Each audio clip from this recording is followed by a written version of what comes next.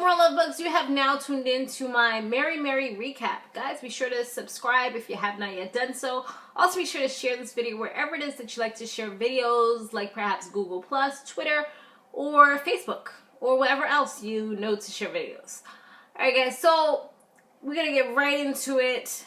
It was the performance for Erica, and she was having a whole bunch of technical issues, but of course, as it always or usually does, things did work out well.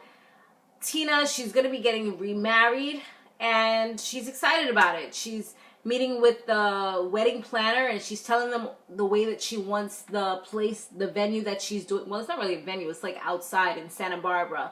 This nice location that has like these vineyard thingies. I don't know what they're called. It's kind of like, I don't know. It was just nice. It was like, it had the plants. I'm making it sound all bootleg. It had like the plants and a nice little arch, and then you can put like the flowers and just spruce it up and stuff like that. And she was just telling the wedding planner, like, she just wants it to be fantastically awesome. She wants flower thingies here, and she wants flowers that do like this. And luckily the wedding planner actually knew all the different types of flowers that she was talking about as she was describing them the way that she was describing them, because it was like super bootleg the way she was saying them, like plants that go like this and open up. But the wedding planner was on it. She knew. The only thing is that she does seem like she was kind of shy, so that kind of worried Tina a little bit. Like, is she going to be able to pull this off?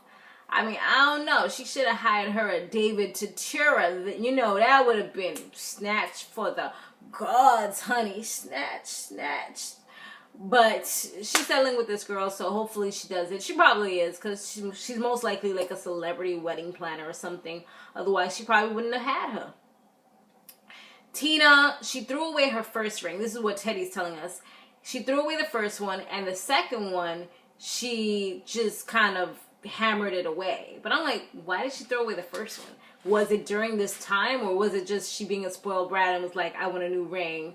And now she got the new ring. She kind of banged it off. And now it's like she wants a whole new ring, and it got to be bigger and better. So, yeah, he about to do that Kobe Bryant. Remember when Kobe Bryant got into that little accident? What he did, he got a nice big ring for his girl. There's a few of them that be doing that. It's like, you know what? They love diamonds. Let me give them the biggest diamond ever. But people like Kanye, it's like when you start out big, what you gonna do? You're gonna get a ring that's gonna take over her whole freaking finger if you mess up? I guess his plan is to not mess up. Hopefully that'll be the key. I mean, he seems like an okay guy, and I'm talking about Kanye just because I'm like a Kanye fan, and it's like totally off topic. I know. But anyways, Teddy's father, he called, and now he's going to be, well, Teddy tells Tina that his father's going to be coming to the wedding, so she's like, yeah, I don't know if that's such a good idea for the first time we meet him for him to come to the wedding. We're all going to be overwhelmed and stuff. Yeah, I don't think that's a good idea.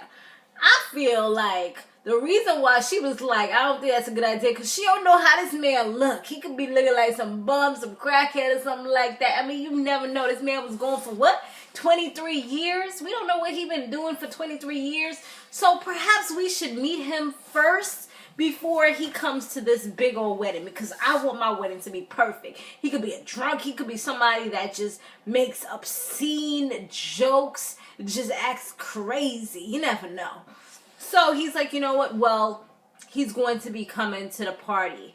He invited his mom. He also invited his dad to the party. So, and actually the party turned out pretty well. Tina was getting a little bit stressed out for the simple fact that her wedding is coming right around the corner, and all these little kids are jumping around and stuff like that. But she did a good job at kind of controlling her emotions, because I feel like she tends to get stressed out really quickly, and she lets it kind of get to her, and then she just kind of blows up. So the new Tina is a little more reserved, a little more passive, a little more laid back, and just kind of doesn't dwell on the negative, kind of looks forward to positivity. That's the new Tina. Tina, she meets up with Warren to talk about the solo project that she wants to do. You know, the book and also the songs that she did. She did like pretty much a whole album. So Sony, we already know from last season, last episode, that they said they weren't really trying to mess with it. They wanted her and her sister to come back out, and then she can go ahead and do her solo album. But Tina's like, I'm gonna do what I want to do. If we gotta do some kind of legal battle, then that's what it's gonna be. But I'm gonna do what I want to do. I feel like she's just being very stubborn, and like you guys had mentioned to me, you guys were right. She was the one acting all like, oh my God, when Erica wanted to do her solo thing. You're doing a solo thing. What about Mary Mary? She was going off. And now all of a sudden she's doing the same thing. And she doesn't see any problems with what it is that she's trying to do. I mean, no, I'm not saying she shouldn't be a solo artist or nothing like that. But I feel like she's coming at everything so strong. And she's not really trying to make any compromises. But yet when her sister didn't really want to make any compromises, it was a big thing that she was getting so upset and so hurt about. I think she just really likes to have her own ways. She's kind of like spoiled. That's what I kind of feel. Tina and Erica, they were talking, and Erica feels a certain way that she had missed her mother's birthday party because she had to do the event for Kirk Franklin, right? Where she had to open up for him at the beginning of the show. So Tina suggests, well, maybe you shouldn't say yes to everything, which is the same thing that Warren told her. Sometimes you gotta say no. And I think the fear of it going to someone else and you kind of missing out is kind of what she's kind of suffering from. That's the reason why she works so hard and why she kind of says yes to everything.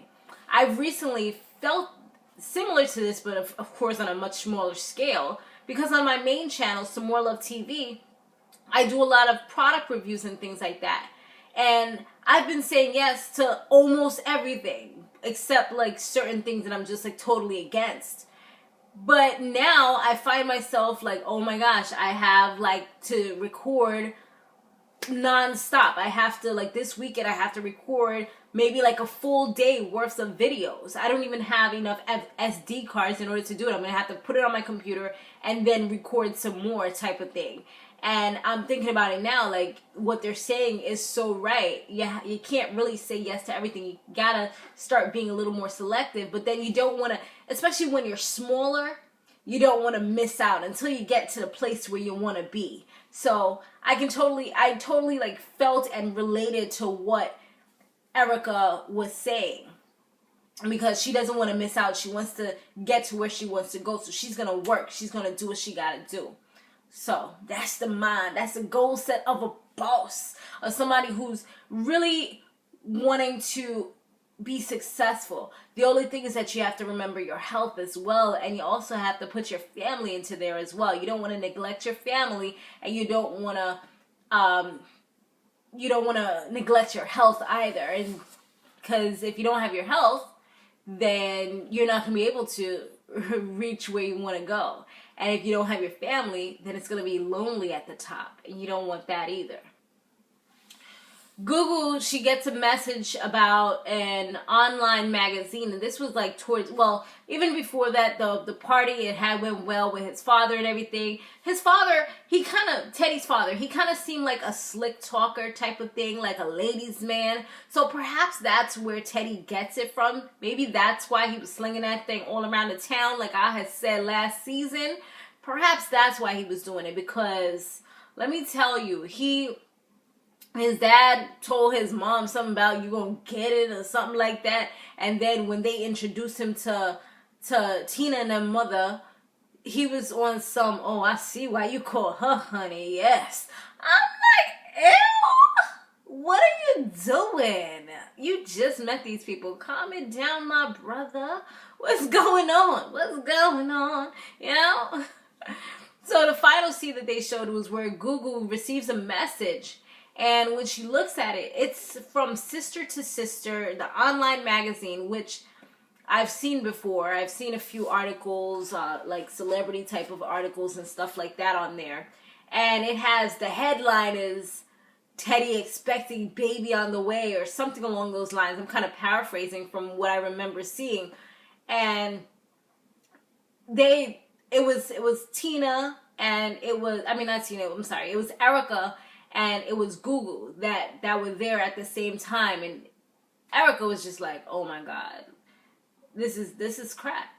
She was like, she was annoyed by it, and she's like, her sister's trying to get herself together and they're moving forward with their relationship. She doesn't need to see stuff like this to kind of throw her off track, especially when she feels like it's not true. And then Google was like, isn't this somebody that knows you guys? Like, why wouldn't she tell you this before they allow this garbage, these false allegations to go up on the internet?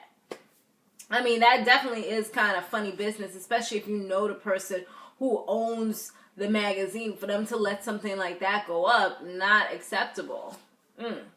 But yeah, that was pretty much the episode in a nutshell. Just kind of went through it. We did it in like 11 minutes. Pretty darn good. Guys, be sure to check out my other channels. My Samore Love Drama, Samore Love TV, Samore Love Real TV 2.